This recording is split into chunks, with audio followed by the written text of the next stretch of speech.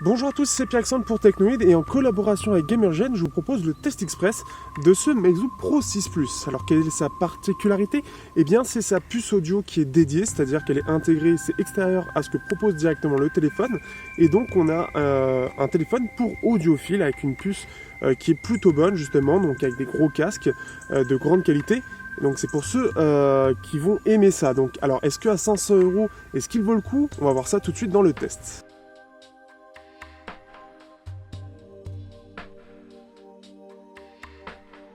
Mais parlons quand même de ses caractéristiques, puisqu'il embarque quand même un Exynos 8890, donc le même que l'on retrouve dans le S7 chez Samsung. On a 4 Go de RAM, 64 Go de ROM, Dual SIM, un écran 2K AMOLED en 5.7 pouces. Nous avons droit aussi bien sûr à un lecteur d'empreintes en bas. On a quand même droit à la jack, contrairement à HTC qui est aussi un audiophone mais sans jack, c'est un peu con.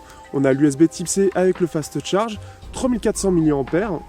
Le capteur photo IMX 386, donc 12 mégapixels, avec son flash très particulier qui est de 10 LED et le capteur laser au centre. Il est vendu 500 €, donc un peu partout. Alors, est-ce qu'à 500 €, est-ce qu'il arrive à faire face à la concurrence ?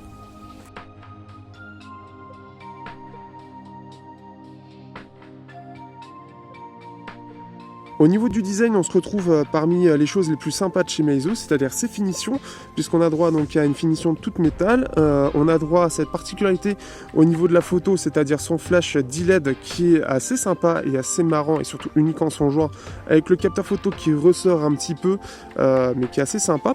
On a droit à quelque chose qui s'éloigne de ce que fait Apple et ce qu'on voyait sur le Pro 6 ou le Mix 6, avec notamment ces antennes arquées, cette partie-là, une prise en main un peu plus brute, un peu moins arrondi, qui faisait un peu la spécialité d'Apple. Nous avons droit aussi bien sûr à la jack, ici avec l'USB Type C et le haut-parleur. En façade, nous avons droit à quelque chose de très épuré, puisque là on aura droit juste donc à l'écran de 5.7 pouces, donc un grand écran, avec le capteur d'empreinte. Donc ça, là-dessus, pas de souci. Et en haut, le haut-parleur avec l'appareil photo et le capteur de proximité.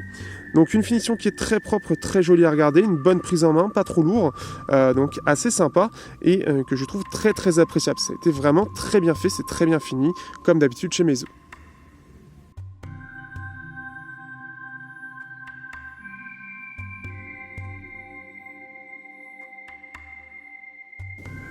Pour la partie surcouche, donc là on est sur une surcouche très particulière chinoise. Il faut savoir que pour la navigation, donc vous avez déjà le lecteur d'empreintes ici, et pour la navigation vous devez lever comme ça pour la partie multitâche, mais pour faire le bouton retour vous effleurez en fait, ça va vibrer et vous cliquez pour revenir en arrière. Pour la surcouche en elle-même, donc elle est très particulière, on se retrouve avec une surcouche très chinoise et encore Meizu apporte sa petite particularité à elle qui peut pour certains être un peu dérangeante parce que d'un côté elle prend chez Apple, de l'autre elle prend sur la partie chinoise et surtout il manque les services Google de base. Donc n'hésitez pas à regarder la description pour prendre les services Google et pouvoir les installer parce que sinon vous avez juste le store de chez Meizu et il faut chercher aussi sinon les services sur le store de Meizu.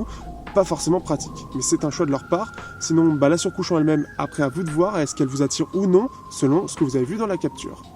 Au niveau de l'écran, on est sur un écran AMOLED de 2K en 5.7 pouces, 2K pour 2560 x 1440p, donc un écran qui est assez dense en termes de pixels, parmi les plus denses actuellement, comme ce qu'on retrouve avec le S7 par exemple, ou du côté d'HTC.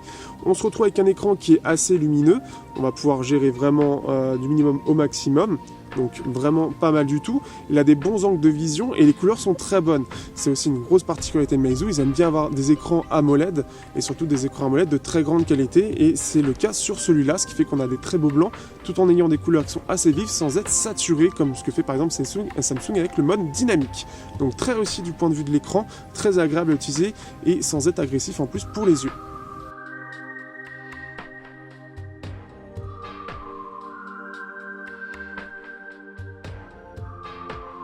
Au niveau du son, alors là on se retrouve sur quelque chose de très bon, surtout sur la partie jack, puisqu'on se retrouve avec donc une puce audio, donc une Sabre ES 9018 4VM. Donc c'est une puce spécialement compacte pour les mobiles ou tout ce qui est audio en fait compact. Le haut-parleur lui, il est très puissant aussi, il est plutôt bon d'ailleurs. on va pas emmerder les voisins non plus. Donc qu'est-ce qui fait que c'est une puce audio pour tout ce qui est audiophile, tout ce qui est casque vraiment performant, qui ont besoin d'une puce audio performante. C'est exactement ce à quoi sert ce téléphone. Donc tous les audiophiles qui ne veulent pas prendre un téléphone plus quelque chose en plus pour le MP3, vous avez tout embarqué dessus. Ce qui est dommage par contre, c'est qu'on n'a pas de carte SD pour mettre tous nos gros fichiers audio comme le FLAC, qui sont des gros fichiers audio non compressés, ou même encore moins compressés. Et là c'est un peu le dommage. Pour la photo, on se retrouve avec un capteur Sony IMX386, donc un capteur photo de milieu de gamme. Donc forcément déjà il ne va pas rivaliser par exemple avec le Honor 8 Pro et encore moins par exemple avec le S7 Edge qu'on peut retrouver à peu près au même prix aujourd'hui. Forcément la puce audio a pris pas mal d'argent et les coupes sont faites sur cette partie-là. Donc j'ai pas été convaincu par l'appareil photo, et ça manque vraiment de détails et de nuit ça va très vite se dégrader plus que la concurrence. Donc pour vous faire votre propre avis, je vous propose de regarder l'album et vous verrez tout simplement, mais moi par rapport à la concurrence il est vraiment en dessous. Par exemple, quand on voit le Asus ou le S7 Edge ou même des smartphones tels Honor qui ne sont pas forcément les meilleurs dans la photo.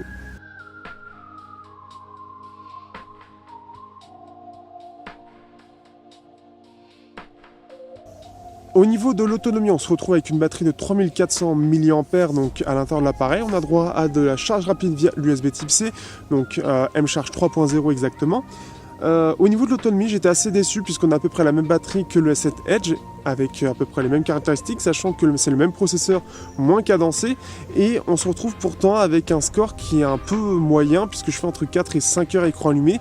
On aurait pu s'attendre, et surtout de la part du Meizu avec le Pro 5, à bien mieux. Je m'attendais plus à du 6-7 heures et au final je suis assez déçu. Donc on pourra faire une bonne petite journée mais sans plus, donc là-dessus je suis assez déçu. Au niveau de la partie puissance, on est là sur un Exynos 8890, donc comme le Galaxy S7 et S7 Edge, mais un petit peu différent, dans le sens où il est un peu bridé, puisqu'on est à 2 GHz au lieu de 2,3, et on est aussi avec un Mali T880 MP8 pour la partie processeur graphique, au lieu de MP12 sur le S7, donc la puce de base. Donc ce fait qu'on sera sur quelque chose de moins puissant, sachant qu'il existe une version 128 Go qui elle est plus puissante, avec 10 cœurs au lieu de 8 et 2,3 GHz au lieu de 2.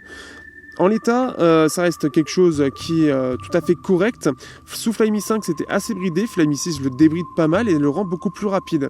En jeu, pas de souci dans l'immédiat. Par contre, dans le long terme, avec ses 4 cœurs en moins et l'écran 2K, ça risque de poser problème sur certains jeux, notamment au niveau de la fluidité.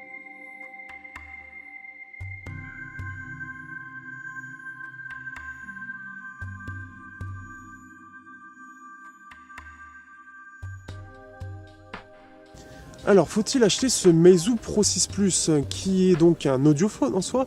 Eh bien, ça dépend surtout de vos critères. Si vous avez des très bons écouteurs, de très bons casques, et que vous aimeriez gagner en qualité audio pour vous balader avec, ou vous n'avez jamais eu, et que forcément, ça commence un peu à vous titiller la musique, clairement, ce Meizu Pro 6 Plus est un excellent choix, surtout qu'il a encore une prise jack, lui.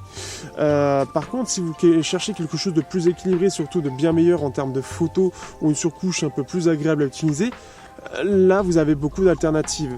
C'est vraiment, tout dépend de ce que vous cherchez, mais si dans un premier temps, c'est surtout la finition que vous cherchez, un excellent écran AMOLED et donc une puce audio de très grande qualité, vous allez être servi. Si c'est plus dans l'autonomie ou une surcouche assez simple ou proche d'Android, vous allez être déçu, forcément. Donc après, c'est un choix à faire. Le rapport qualité-prix reste assez bon, surtout pour la puce audio qu'il embarque. Donc si vous cherchez ça, c'est vraiment un très bon smartphone que je recommande, mais qui a quand même quelques lacunes, qui, j'espère, sur les prochaines versions de sa Flyme, notamment pour la surcouche, seront enfin terminées. Notamment, peut-être qu'ils intégreront Google pour faire la joie de tout le monde en France et ne pas devoir l'intégrer soi-même. Sur ce, je vous dis à bientôt sur Technoïd pour de prochains tests et merci encore à Gamergen pour la collaboration.